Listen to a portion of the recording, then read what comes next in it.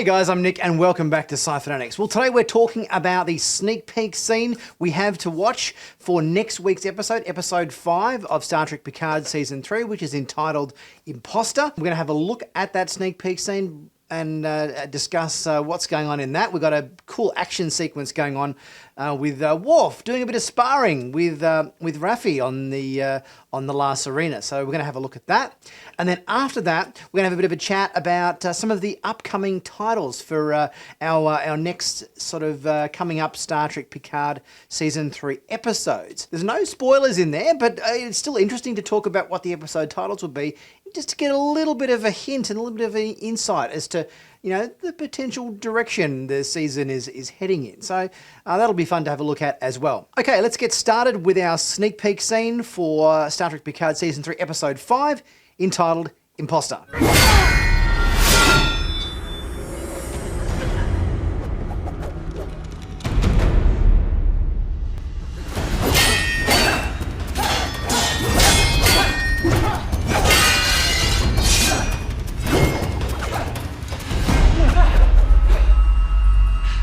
It looks like we've got Raffi channeling her internal Matt Murdock or Daredevil, rocking the billy clubs there for this fight scene. So that's kind of cool. I don't think we sort of haven't seen that in Star Trek before. So, you know, always good to bring a bit of variety to weaponry and so forth. And obviously Worf's got his Kurleth, the new Klingon weapon that's been introduced specifically for this season, which has been designed by Dan Curry, who, of course, previously designed the Batleth for Next Generation. So it's cool to see these, these new weapons and everything, being utilised like this.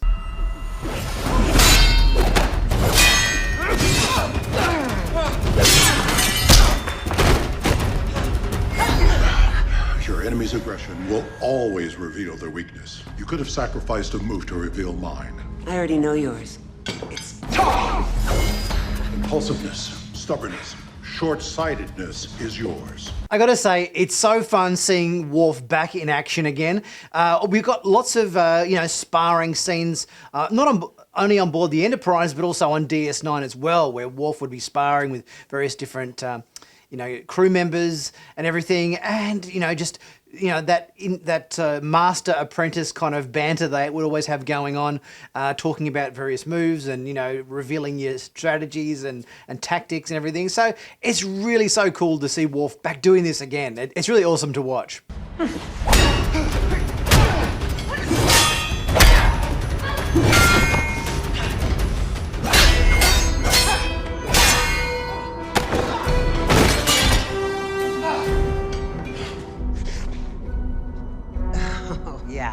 do that meditation thing. You know I was gonna win. It's so great to hear the Jerry Goldsmith Klingon theme used again here. It's been used a few times to sort of become the Worf theme as opposed to just the Klingon theme.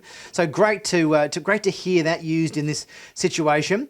I love the bit where Worf's just not even trying, and he's just bing bing bing bing, like he's not putting any effort in. Raffi poses no threat to him whatsoever. It kind of reminds me a bit, of moments like in Star Wars, where in Empire Strikes Back, where Darth Vader was fighting Luke for the first time, and he's just using one hand. He's not really putting in much effort, and it's a good way of illustrating that, the master is so much a better fighter than the apprentice by just using one hand. Doesn't even look like he's breaking a sweat at all, which is great. And speaking of kind of Star Wars-isms, obviously when Worf drops to his knees to kind of meditate, reminds me of moments like in Phantom Menace, like where Qui-Gon did the same thing in that ray shield chamber during that duel with Darth Maul. So there's a few cool little comparisons here in this fight sequence. Priority communications alert. Incoming encrypted message from Starfleet intelligence. Your handler? Yes. Finally. It's been almost 24 hours since you contacted them. Patience, Raphael. Patience, my ass. If that attack on Starfleet recruiting was just a distraction, that means as we speak, there's a bunch of terrorist goo freaks out there planning their next attack. It's precisely why I requested access to Daystrom Station. We need to find out what else the Changeling stole from that vault. Denied. What? Guys, if you haven't subscribed to Sci-Finatics yet, please don't be shy to do so. Click on that big subscribe button to stay current and up to date with all the latest Star Trek news on YouTube. With this next episode entitled Imposter, it seems clear that we've got another changeling, who's disguised himself as somebody else. So with Worf and Raffi accessing Daystrom Station information and changelings on the loose and everything, terrorising the Federation, it's heating up for some really interesting storytelling here, and I can't wait to see what direction the show goes in next, with them obviously getting to Daystrom Station and unlocking some of the information regarding theft and everything as what's actually gone down, which is more to do with the bigger picture of the Changelings' agenda here in Season 3. Next, we're going to go over some of the titles for the upcoming episodes. I've actually got the titles for episodes, obviously not only 5 next week, we know is entitled Imposter, but we've also got 6 through 10 to go over the titles for those episodes, to kind of give us a little bit of a glimpse as to what we might be up for the second half of Picard Season 3. There's no spoilers in the titles. There's sort of directions as would say, oh, okay, that's kind of the direction we're heading in, but no outright spoilers. Don't worry about that. There's no episodes titled The Death of Picard or anything like that sort of thing. So anyway, let's get started with episode 6's title, which is Bounty. I wonder whether this refers to Jack Crusher. Obviously, he's being hunted by this rogue group of changelings and everything. Obviously, we've got Vatic and the Shrike and everything after him, and we've had other, obviously, changelings in the form of Fenris Rangers and Federation members and everything who were clearly changelings as well, also trying to hunt him down as well. So there's obviously multiple ships out there, not only the Shrike, that are after Jack Crusher. So I'm guessing episode 6, Bounty, probably refers to him. The title for episode 7 is very interesting, and that's Dominion. Obviously, we know the changelings are the big baddies or whatever for this particular season of Picard, and we know that they're this offshoot of the Dominion that are causing all this havoc. But I wonder whether we're going to see more than just changelings. I wonder whether this episode title, Dominion, means we're going to be getting, maybe some Dominion ships as part of the episode. Maybe we might even see a Vorta or some Jem'Hadar perhaps even, That'd be pretty cool. And it would be even cooler if the Vorta we see is none other than Jeffrey Combs reprising his role as Wayu. And that would be a huge highlight. I think he was always such an awesome character in DS9. Obviously, Jeffrey Combs has played so many roles on Star Trek over the years, and it would be great to see him back on screen again in Picard Season 3. So I'm really hoping that our Dominion episode features maybe some more of the Dominion members that we've been used to in DS9 in the form of maybe the Jem'Hadar and the Vorta. Now, episode 8 is called Surrender, but the question is, who is doing the surrendering? Maybe whatever happens in episode 7 maybe doesn't go our hero's way too much. So obviously surrender, is that surrender the Federation surrender? Is that the Dominion, surrenders?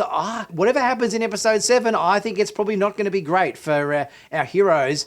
And they're going to be in a bit of a pickle by the time we get to episode 8. In episode 9, the title is Vox, which is Latin for voice.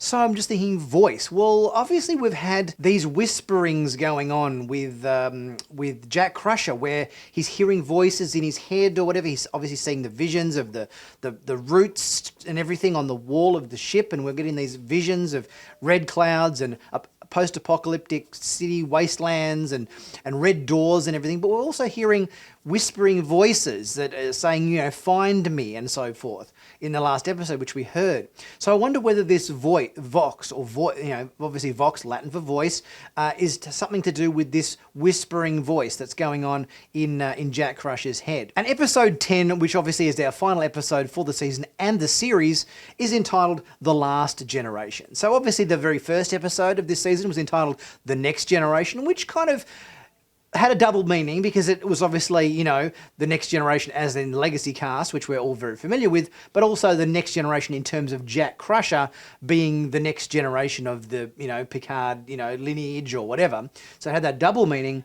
whereas the 10th episode, The Last Generation, well and truly implies the Next Generation cast. They're not the Next Generation anymore. They're the Last Generation. We're saying goodbye to Riker and Troy and Crusher and Picard and co, and we're potentially saying hello to the next generation. Terry Matalas has commented many times that the way the series ends is a bit of a setup for a next series, whether that be Star Trek Titan, which follows Ruffy and Seven and Captain Shaw and everything on board the Titan. That'd be pretty cool if that was the case.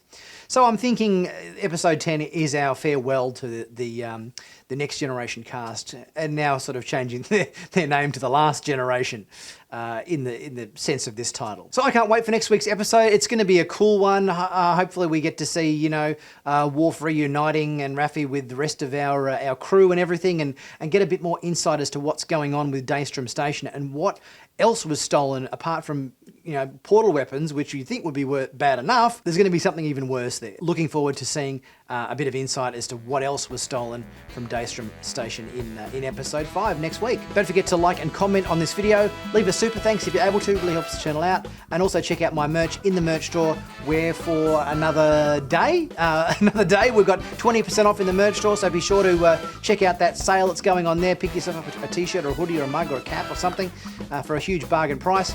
And I'll catch you guys soon for my next video. I'll see you soon.